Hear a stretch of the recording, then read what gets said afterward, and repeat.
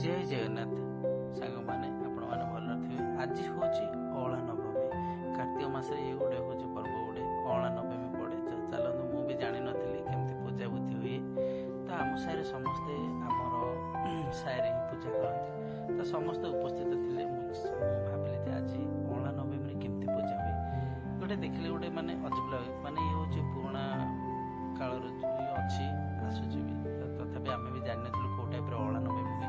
ତ ଚାଲନ୍ତୁ, ଆମ ସାହିରେ ସମସ୍ତେ ଉପସ୍ଥିତ ଥିଲେ। ତ ଦେଖିବା କେଉଁ ଟାଇପ୍ର ହେଉଛି, କ'ଣ କେମିତି ହେଉଛି।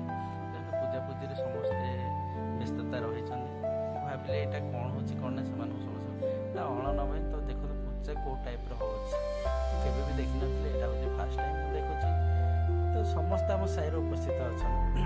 ମାନେ ଏତେ ଗୋଟେ ମଜା ଲାଗେ, ମାନେ ସତରେ ଯେମିତି ମାନେ କାର୍ତ୍ତିକ ମାସ ଆସିଲେ ଗୋଟେ ବହୁତ ମଜା ଲାଗେ। ତ ଏତିକି ଭିତରେ ଆମର ରୋଷେଇ ବି ଚାଲିଛି ପ୍ରସାଦ ସେବନରେ। ତ ସମସ୍ତେ ଶାଗ ପନିପରିବା ସବୁ କାଟିବାରେ ସବୁ ବ୍ୟସ୍ତ।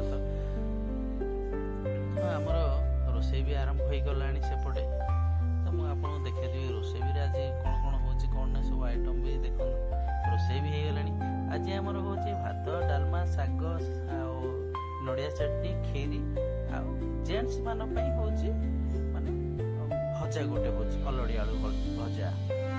ତ ଯେଉଁମାନେ ହବିଷାଳ କରୁଛନ୍ତି ସେମାନେ ଭାତ, ଡାଲମା, ଶାଗ ଆଉ ନଡ଼ିଆ ଚଟଣି ଏତିକି ଖାଉଛନ୍ତି। ସେ ଦେଖନ୍ତୁ, ମୁଁ ବି ଅଛି ସେଇଠି ଉପସ୍ଥିତ। ତ ମୋତେ ବି ତ ଜଣା ନାହିଁ, ତଥାପି କହିଲେ ଯେ ଟିକେ ଆସନ୍ତୁ ସାହାଯ୍ୟ କର। ତ ମୁଁ ଆସିଲି ଟିକେ, ହଉ ଚାଲନ୍ତୁ ଯାହାହେଲେ